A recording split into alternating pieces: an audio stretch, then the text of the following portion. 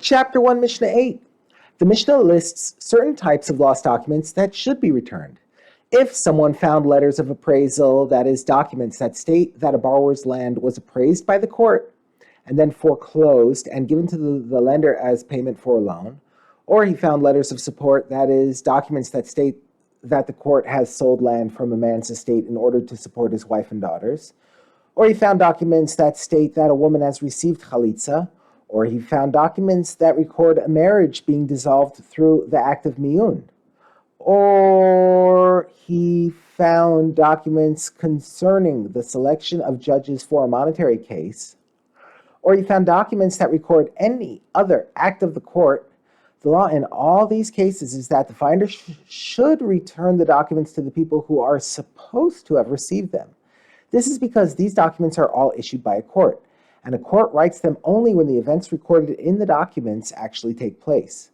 Thus, it is clear that these documents were actually given to the people who were supposed to receive them and were then lost by those people. We therefore return the documents to them.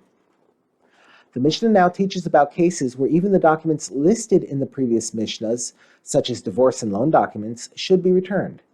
If someone found documents in a small leather bag or in a large leather box, or he found a roll of documents, i.e. several documents wrapped around one another, or he found a bundle of documents, i.e. a stack of several documents rolled together, he should return them to the person who correctly identifies what type of container they were in, or the way in which they were rolled. For example, if loan documents were found and the lender gives the correct description, the documents are returned to him.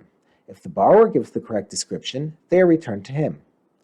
When identifying a bundle of documents, it is not enough to just say how they are rolled. The person must also know the number of documents in the roll, as the Mishnah will now explain. How many documents must there be in the bundle of documents? 3 documents or more bound to one another by being rolled together. The owner must know how many documents were in the bundle in addition to knowing that they were rolled as a bundle. In certain cases, a bundle or roll of documents can be identified by the nature of the documents themselves. Rabban Shimon ben Gamliel says, if someone found 3 loan documents and all 3 loans were from one person who borrowed from 3 different people, he should return the documents to the borrower. 3 lenders would not have had their documents rolled together.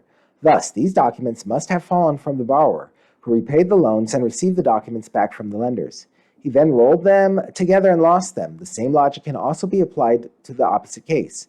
If the 3 documents are about 3 people who borrowed from one lender, the finder should return them to the lender. Had the borrowers lost them, they would not have been rolled together. Rather, all 3 documents must have been in possession of the single lender who rolled all his unpaid documents together.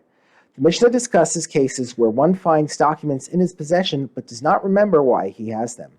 If someone found a document regarding another person's loan among his own documents, and he does not know its status, that is, he does not remember if the loan was not paid and the lender gave it to him to hold, or if it was paid and the borrower received the document and then deposited it with him, or if only part of the loan was paid and the borrower and the lender both agreed that he should hold the document until the loan was fully paid, the law is that the document should be set aside until the prophet Eliyahu comes. The document should be set aside until the prophet Eliyahu comes and tells us what happened. The finder should not return it to either the lender or the borrower because he does not know to whom it really belongs. Another case where one finds unknown documents in his possession.